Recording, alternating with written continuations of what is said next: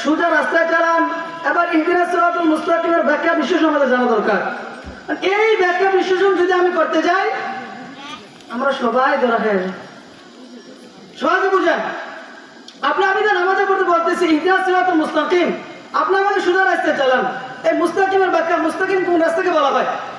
মুস্তাকিম হলো এমন রাস্তা, তাফসীরের কিতাবে আসছে, যে রাস্তার উপরে কাটা, বামেও কাটা, নিচেও কাটা, উপর দিক দিয়েও কাটা, ডানেও কাটা, বামেও কাটা, এবং খুব চিপা রাস্তা, সরু রাস্তা।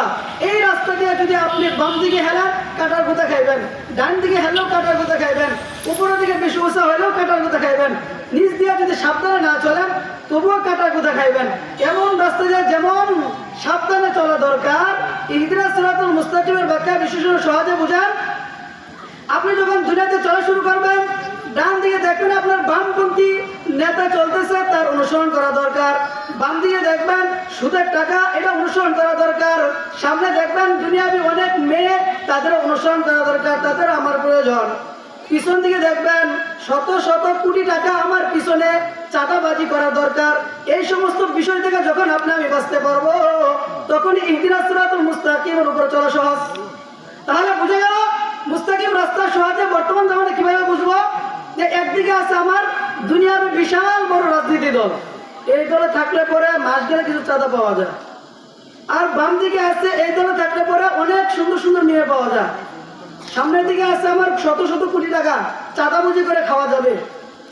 এটা হলো মুস্তাকিম রাস্তা। বুঝেন, আমি যখন এই দুনিয়াবি রাস্তাগুলো ছাড়তে পারবো, দুনিয়াবি রাজনীতি দলগুলো ছাড়তে পারবো, বাম দিকে চাঁদাবাজি টাকা আছে এটা ছাড়তে পারবো, নিজ দিয়ে আমার ওই অপর ভাইয়ের জমি আত্মসাৎ করে নেওয়ার সুযোগ আছে, আমি ক্ষমতাশীল, আমি চেয়ারম্যান সাহেব, এটা আমি যখন ছাড়তে পারবো, ওই সামনে আমার দেখা যায় অনেক লোক আসতেছে, মৌলবীরা আসতেছে, ওদের পক্ষ নিলে আমার রাজনীতি ক্ষতি হতে পারে, ভোটের ক্ষতি হতে পারে। তাহলে কার পক্ষ নেওয়া যায়? বাউল সরকার আল্লাহকে নিয়ে কটূক্তি করছে, এবার তার তো অনেক লোক আছে, আমি যদি তার পক্ষ নেই তাহলে লোকগুলো আমারে ভোট দিবে। এই সুবিধার্থে আমি কি নিলাম? তার পক্ষ নিলাম। হাদিস অনুযায়ী, কোরআন অনুযায়ী আমার কাফের কয়, কি কয়? কাফের কয়। তাহলে বুঝা গেল ইহদিনাস সিরাতাল মুস্তাকিমের ব্যাখ্যা। দুনিয়ার যা লোভ লালসা আছে সবকিছুর মাঝে থাকার পরেও আমি যখন সোজাভাবে চলবো, পুরো লোভের দিকে চক্ষু দিব না, মাথা দিব না, এইভাবে যদি আমি চলতে পারি, তাহলে নামাজে বললাম ইহদিনাস সিরাতাল মুস্তাকিম, আপনি আমাকে সোজা রাস্তায় চালান।